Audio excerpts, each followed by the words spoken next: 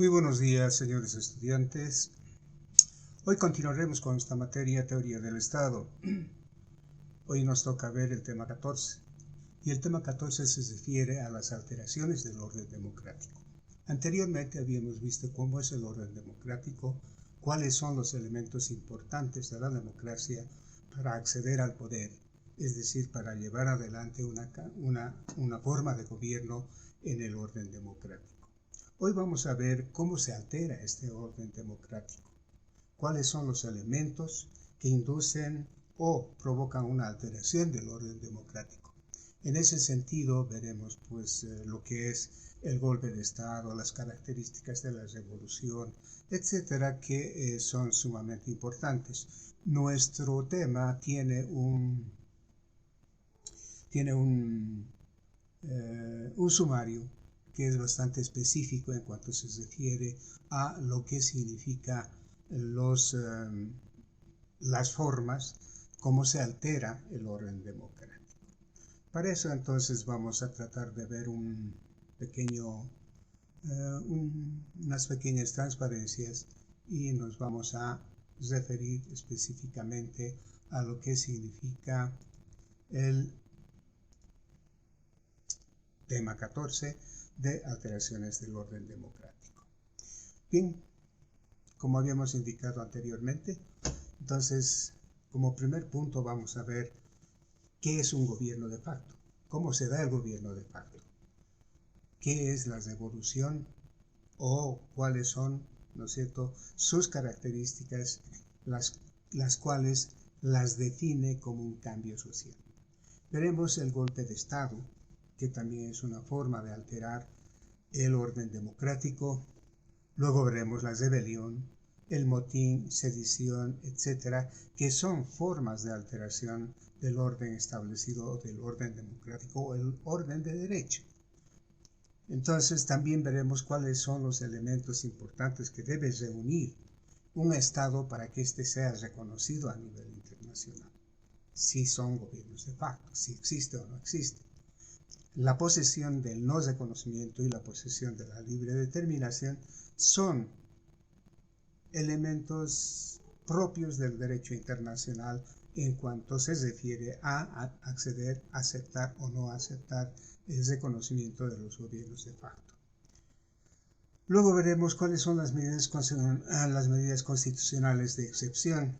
En este punto vamos a ver lo que significa el estado de sitio y cuáles son los efectos que tiene el estado de sitio o el estado de excepción, tomando en cuenta el estado boliviano. Pues bien, ¿qué es un gobierno de facto? Un gobierno de facto simple y llanamente es un gobierno de hecho, es decir, que no está en el orden jurídico. Por eso se dice de hecho o non de jure. Es aquel que, si bien en la práctica ejerce como tal, no está reconocido oficialmente por alguna norma jurídica. Es decir, se puede ejercer el gobierno de hecho, pero no está reconocido en ninguna norma jurídica.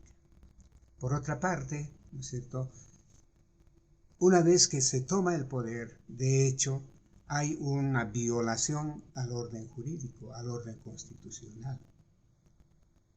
Por eso, el ejercicio del poder de facto, el ejercicio del poder de hecho, ¿no es cierto?, es una irrupción necesaria a el orden establecido. Esa irrupción al orden establecido deja a un lado la constitución política del Estado. Por tanto, no olvidemos que habíamos visto en algunas clases, ¿no es cierto?, que la constitución política del Estado es la ley marco, es la ley general, es una especie de chaleco de fuerza que se le pone al Estado para que no vaya más allá su poder, limita el poder del gobierno de Estado, ¿no es cierto? Entonces es importante ver esos aspectos.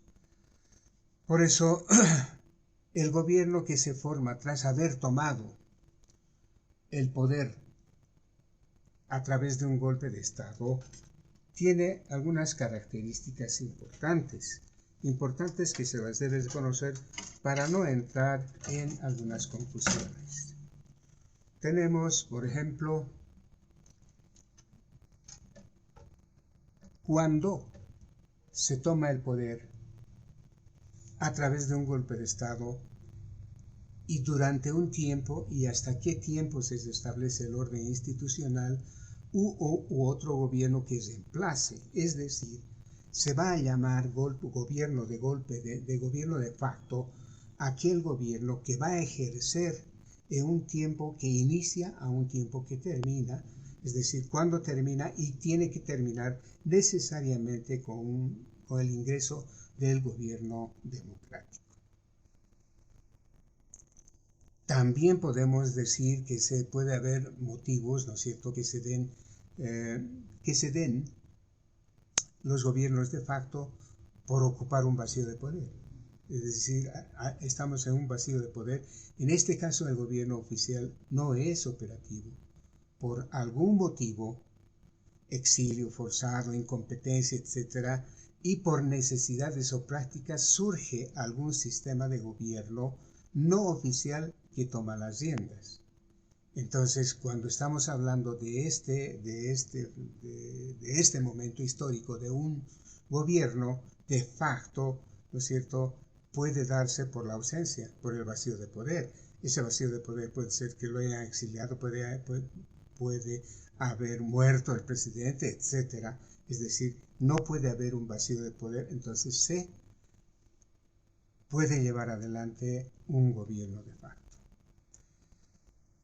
Otro sentido del término sería aquel que designa a una persona que ejerce el mando efectivo del poder, aunque oficialmente no tenga un título de gobierno formal. Por ejemplo, el manual de operaciones del Fondo Monetario Internacional indica que un gobierno de facto entra o permanece en el poder por medios no previstos en la Constitución del país, como un golpe de Estado, revolución, usurpación, abrogación o suspensión de la Constitución. Esa es una concepción que emite el Fondo Monetario Internacional en cuanto se refiere a gobiernos de facto. Ahora, indudablemente, el origen etimológico del gobierno de facto viene de dos palabras principales que le dan la forma, ¿no es cierto? Gobierno procede del latín gobernare, que puede traducirse como conducir, y de facto del latín factum, al igual que de hecho. Entonces, esa es la característica del gobierno de facto. Ahora también tenemos otro elemento importante por el cual se altera el orden democrático. La alteración de este orden democrático es lo que también conocemos como revolución. Ahora, una revolución es el nombre que reciben los cambios violentos y repentinos del orden sociopolítico, económico o de otra naturaleza. Se trata de un fin de algo o el inicio de otra etapa. Es decir, cuando hablamos de revolución, estamos hablando necesariamente de un cambio social en el que finaliza un régimen e inicia un nuevo régimen. Es decir, no necesariamente es el mismo, puede ser de diferente índole. Entonces, la revolución es siempre un concepto desde un punto de vista sociológico, ¿no es cierto?, como cambio social. Y ese cambio social es fundamental en la estructura del poder. Es decir, cambia toda la estructura del poder, o la organización toma un lugar en un periodo relativamente corto o largo, dependiendo de la estructura de esta. Normalmente, desde un punto de vista aristotélico, existen tres tipos de revoluciones políticas. El cambio completo desde una constitución a otra, la modificación radical de una constitución existente y el cambio del sistema mandatario a régimen, otro tipo de regímenes, ¿no es cierto? Los expertos normalmente aún debaten que puede conducir una revolución y que no, y que no. O sea, ¿qué es lo que conduce a una revolución? Estudios sobre las revoluciones suelen analizarse particularmente en los eventos de la historia del Occidente, desde la perspectiva psicológica, por ejemplo, pero también más análisis incluyen eventos globales e importantes puntos de vista de las ciencias sociales, incluyendo la sociología y las ciencias políticas. Sus orígenes pueden ser motivados o pueden ser, ¿no es cierto?, o tener motivos de diversa índole. Un cambio tecnológico también es un cambio social, una revolución social. Un cambio social o un nuevo paradigma basta para que una sociedad cambie radicalmente su estructura y gobierno. Las revoluciones pueden ser pacíficas, aunque en general implican violencia, al enfrentarse grupos conservadores con el grupo anterior o el régimen nuevo, o aquellos que aspiran al cambio, o incluso entre los que aspiran un nuevo sistema, pudiendo haber así varias facciones enfrentadas. En la actualidad, las revoluciones son considerados los puntos de inflexión de la historia, de los que parte la mayor parte de los sistemas políticos y sociales actuales. Las revoluciones decisivas en la historia mundial serían las revoluciones, por ejemplo, de las 13 colonias de la Revolución de los Estados Unidos, en la que proponen su independencia, o la Revolución Francesa, o las revoluciones independistas de Latinoamérica.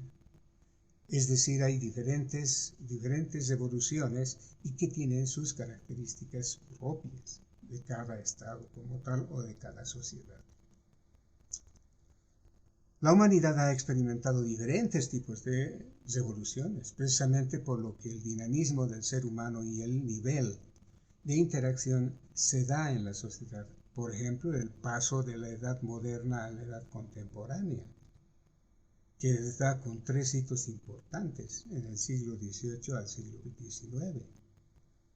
La Revolución de las 13 colonias de 1776, la Revolución Francesa de 1789, y un evento importantísimo que no debemos perder de vista es sin duda la Revolución Industrial. La Revolución Industrial es un cambio tecnológico de una sociedad hacia otra sociedad, ya cuyo elemento importante indudablemente va a ser un cambio repentino del modo de producción como tal. Vamos a ingresar a una era obviamente económica en el que la libre economía va a ser el elemento importante. Por eso la revolución industrial se entiende como un proceso de transformación económico, social y tecnológico que se inicia indudablemente en la segunda mitad del siglo XVII. ¿Dónde se lleva más adelante la revolución industrial? Indudablemente es en Inglaterra, en Gran Bretaña particularmente, donde se expande con una gran rapidez la industria. Y eso conlleva, ¿no es cierto?, un cambio no solamente económico, sino un cambio político, un cambio social y un cambio sociocultural. Ahora, indudablemente existen algunas características de lo que son la revolución, ¿no es cierto? Estas características normalmente se relacionan con las crisis del sistema de dominación. Es decir, las revoluciones se producen cuando los sectores dominantes tienen dificultades para continuar ejerciendo su poder. Esta situación puede ser el resultado de luchas en el interior de la sociedad o de una derrota en conflictos. Además que hay amplia participación de la población. El descontento o el rechazo al orden vigente se involucra directamente en el movimiento social, que produce la destrucción de dicho mando y de organización de los grupos revolucionarios. Ahora la violencia indudablemente es un elemento importantísimo, ¿ya? Aunque muchos autores sostienen que puede haber revoluciones sin violencia. En toda revolución se ejerce algún tipo de violencia, tanto de parte de los grupos que actúan contra el orden como el de los que los defienden. La sustitución de autoridades es una prioridad, ¿no es cierto?, en cuanto se refiere al proceso, a las características de la revolución. Las acciones culminan con la destitución de las autoridades del viejo orden y hay un reemplazo por otras del nuevo orden. La capacidad para ejercer el poder es otra de las características de la revolución. ¿En qué consiste? Una vez que son reemplazadas las autoridades cuestionadas, ¿no es cierto?, los revolucionarios poseen los recursos para imponerse definitivamente sobre las fuerzas del orden. La construcción de un nuevo orden, es decir, los revolucionarios triunfantes, en este caso, emprenden la transformación de los aspectos centrales de la sociedad y, mediante profundos cambios económicos, políticos y sociales, inician la construcción de un nuevo orden social. El resultado de toda revolución, en este caso, es la destrucción del orden vigente y el comienzo de un nuevo orden que se va a poner en vigencia. Y cuando estamos hablando de la destrucción del viejo orden y de la violencia armada o a la amenaza de su uso, estamos hablando de un proceso práctico del proceso de la revolución.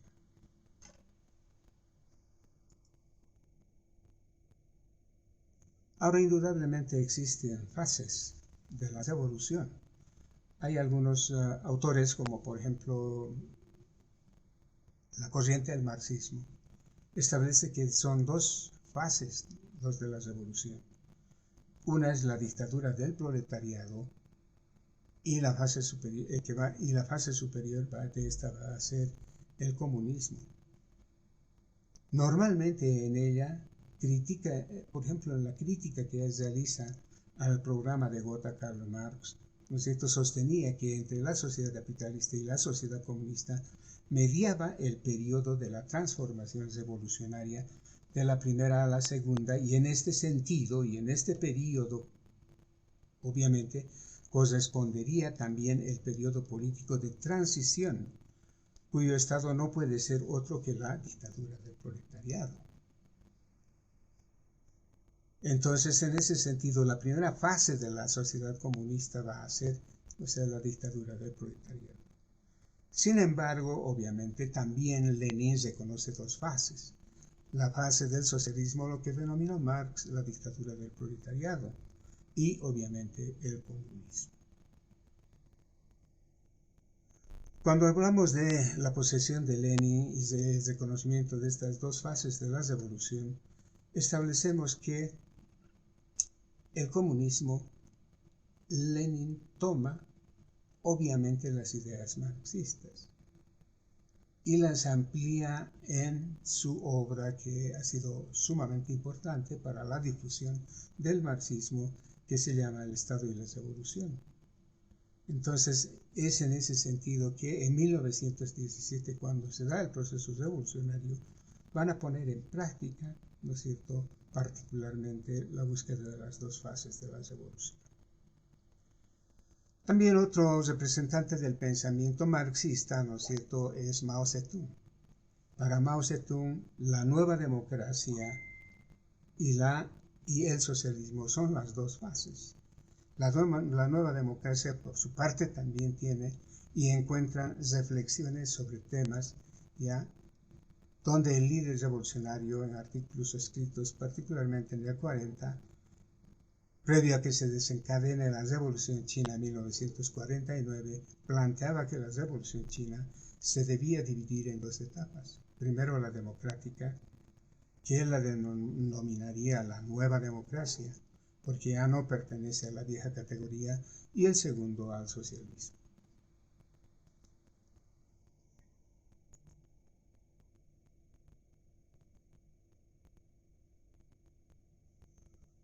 Bien, aquí tenemos otro elemento importante, que es el golpe de Estado.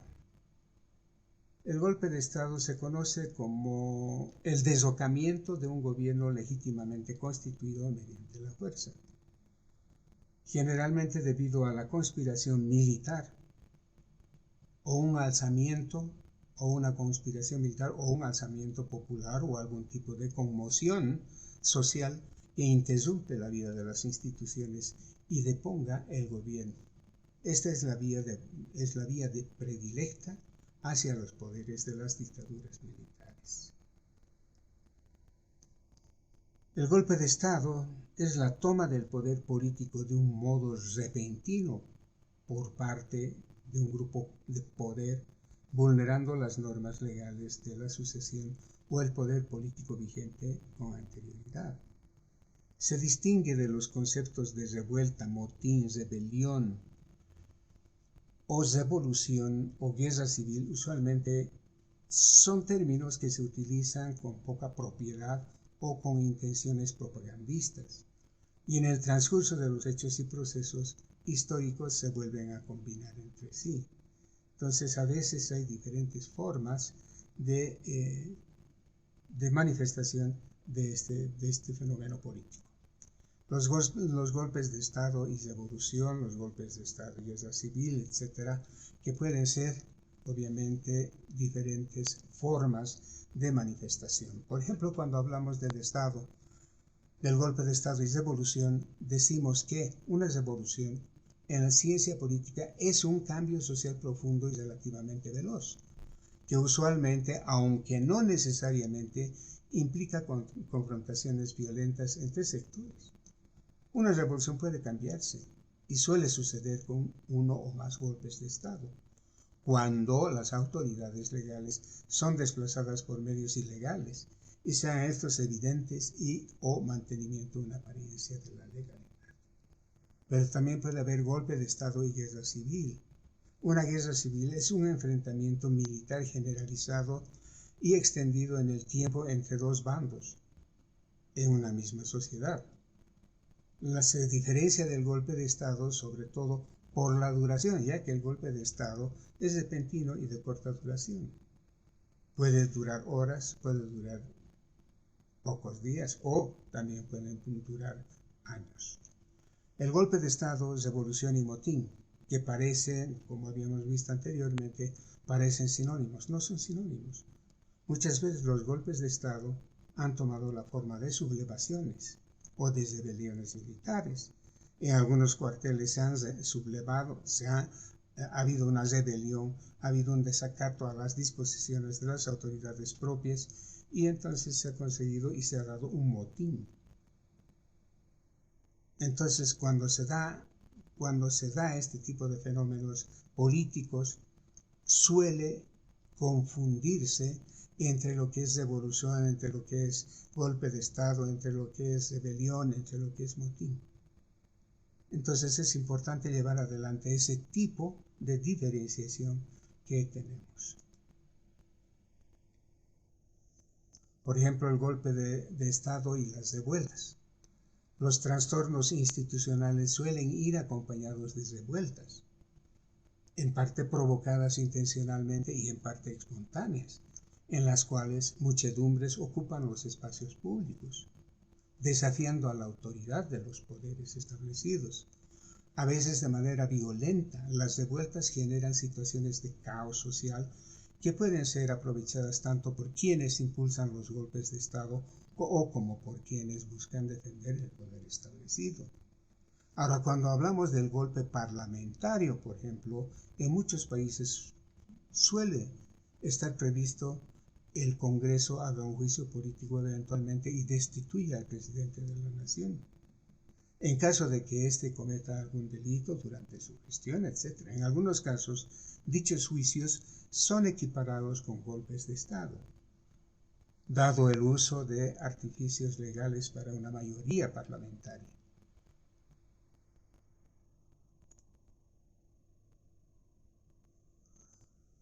Otro elemento importante que habrá que ver es la rebelión. La rebelión, en sentido general, es simplemente un acto de resistencia a la autoridad o la desobediencia cuando existe obediencia debida a una organización jerárquica.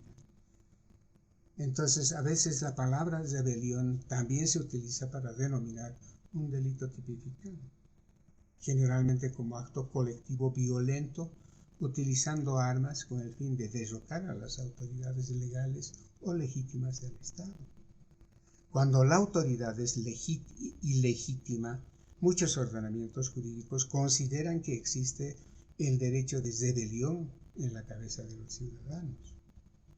Históricamente las rebeliones han sido consideradas legítimas o ilegítimas, y a veces simultáneamente según sea el punto de vista adoptado y la valoración moral derivada del mismo. En muchos casos son celebradas oficialmente como hechos históricos funcionales, como sucede con la independencia de los Estados Unidos, la Revolución Francesa, etc.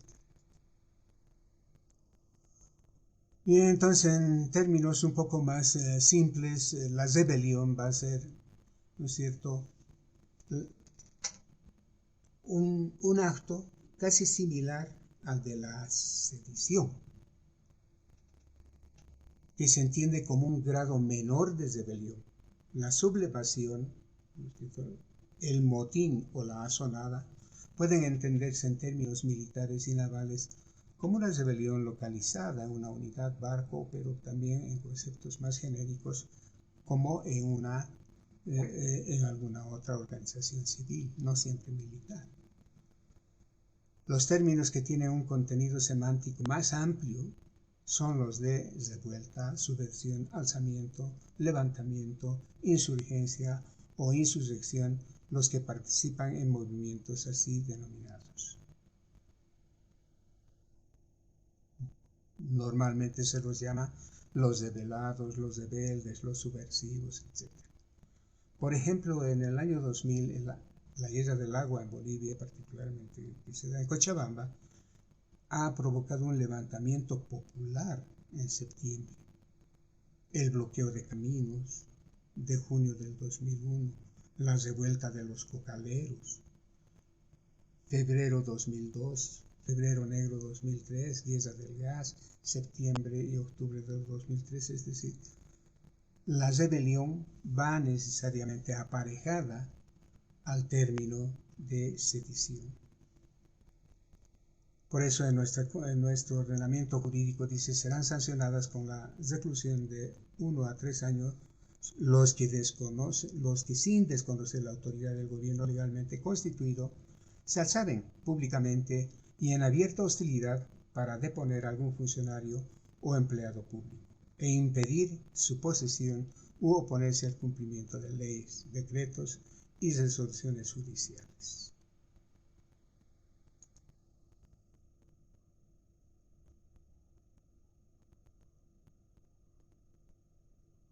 Ya habíamos indicado más o menos en qué consiste el motín y la sedición, pero sin embargo, cuando estamos hablando de motín y sedición, podemos decir una revuelta o agitación con la que un grupo de más o menos numeroso de personas quiere mostrar su oposición contra la autoridad, utilizando para ello la protesta, la desobediencia o la violencia misma. Mientras que el motín va a ser una revuelta o revolución multitudinaria contra el orden establecido. Se diferencia de otros conceptos por sus características limitadas o localizadas también. Suele caracterizarse por el surgimiento espontáneo y desarrollo desorganizado. Posteriormente, obviamente, el motín puede evolucionar hacia objetos más ambiciosos o incluso marcadamente políticos y ser dirigidos contra una potencia ocupante o una minoría étnica percibida como favorecida, las clases pudientes o una institución específica, sin que por ello abandonar su carácter desorganizado. Puede trascender y hablaríamos generalmente de una revuelta o revolución.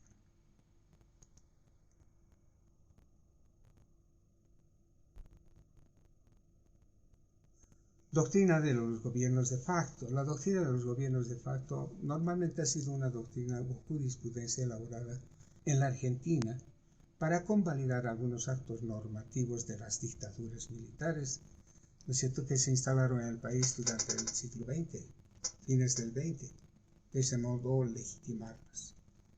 Además se conoce como gobierno de facto, de hecho, como habíamos indicado anteriormente, que no es jurídico, a todo tipo de régimen de gobierno a prestar de funcionar como tal en la práctica no cuenta con la legitimidad o con el aval del reconocimiento de ninguna norma jurídica.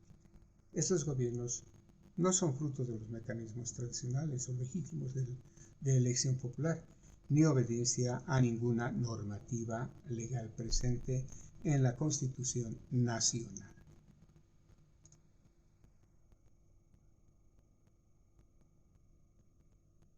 Los gobiernos de facto pueden establecerse ante determinadas circunstancias, cuando hay derrocamientos, cuando hay vacíos de poder, cuando hay un fraude electoral o cuando hay estados de facto. Cuando hay derrocamientos es cuando se le arrebata el poder a un gobierno legítimamente constituido y se ejerce un gobierno nuevo, con o sin el apoyo del pueblo, que ejerce las funciones de gobierno sin otra legitimidad que la propia decisión. Los colapsos que particularmente son graves en las sociedades o los regímenes de gobierno que produzcan la ausencia prolongada de la autoridad también puede ser un elemento importante para determinar el tipo de gobierno de facto. El fraude electoral también es otro elemento que induce a la toma del gobierno de facto. Estados de facto. Ante la creación de estados se decide la independencia de otro al cual pertenecían. Estos estados de facto necesitan ser reconocidos a nivel del derecho internacional público por diferentes circunstancias, particularmente por la Carta de las Naciones Unidas o los diferentes dispositivos del derecho internacional. Ahora bien, ¿cómo reconocemos nosotros a los gobiernos o los estados internacionalmente a los gobiernos de facto? El reconocimiento internacional es un derecho internacional con consecuencias jurídicas nacionales e internacionales, mediante el cual un sujeto de derecho internacional reconoce un acto de otro semejante, y ese estado o gobierno, entre otros. Entonces, el reconocimiento es expresado por los estados con el fin de reconocer comúnmente la existencia de otro estado o un gobierno, y ese reconocimiento puede ser concedido expresa o tácitamente. Por lo general es una declaración del gobierno que lo reconoce. Un reconocimiento es un acto jurídico unilateral en el que un estado constata que para él existe una situación jurídica específica dentro del contexto del derecho internacional público.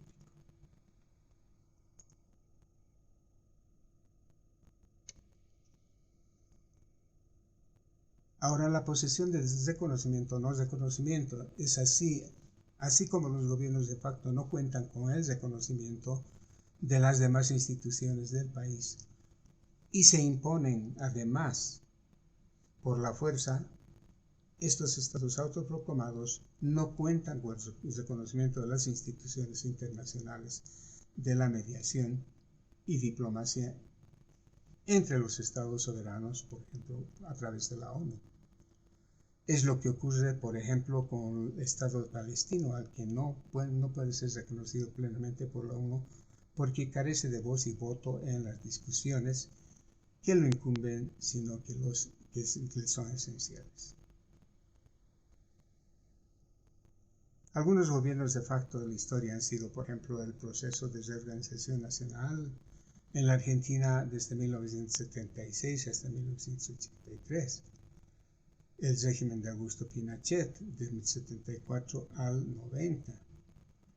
El gobierno de Hugo Banzer Suazo, del 71 al 78, fruto de un golpe de Estado. Es decir, la mayor parte de los gobiernos de facto han sido no reconocidos.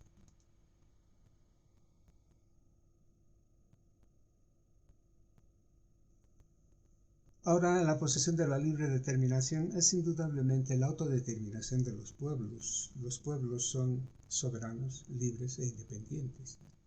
Por eso el derecho de libre determinación de los pueblos, más conocido como el derecho de autodeterminación, es el derecho de un pueblo de decidir sus propias formas de gobierno y perseguir su desarrollo económico, social y cultural.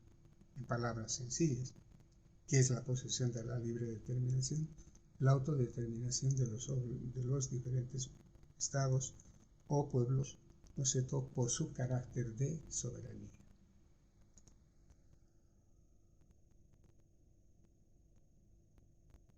Hay algunas medidas de excepción también que se pueden producir y pueden entorpecer o pueden ser productos de los gobiernos de facto. Ahí tenemos el estado de sitio. El estado de sitio debe estar reflejado necesariamente en la constitución política del Estado y establecido expresa y tácitamente cuándo y cómo se puede suspender las garantías constitucionales o parte de las garantías constitucionales de la población. La ley por eso señala la existencia de 3 casos por los cuales el Ejecutivo podría declarar un estado de sitio de excepción. Por conmoción interna puede darse, por desastre natural y por peligro para la seguridad del Estado y además por amenazas externas. Todo en cuanto se refiere a el estado de excepción o el estado de sitio se encuentra en la Ley 1341 del 23 de julio del 2020. Sin embargo, podemos decir, ¿no es cierto?, el artículo 7, la prohibición de suspensión de derechos y garantías. ¿Qué derechos y qué garantías se pueden suspender? Ya están establecidas en la normativa. ¿Cuáles pueden ser los efectos y cuáles son los efectos del estado de sitio? Cuando un derecho o una garantía sean limitados o reglamentados por el estado de excepción, esta medida no podrá afectar el núcleo esencial de tales derechos y libertades. El decreto de declaración del estado de excepción debe expresar los motivos por los cuales se impone cada una de las limitaciones de los derechos y garantías, mostrando la relación de conexitud con las causas de la amenaza externa. Además, la conmoción interna y el desastre natural y los motivos por los cuales se hacen necesarias. Las limitaciones no podrán ser gravosas, que impliquen la negación de la dignidad humana, que no puede ser suspendida en ningún estado de excepción. Y obviamente también la limitación del ejercicio de los derechos y garantías solo será admisible en el grado estrictamente necesario para buscar el retorno a la normalidad. Bueno, muchísimas gracias entonces, jóvenes, por su atención. Gracias, hasta pronto. Hasta la próxima clase.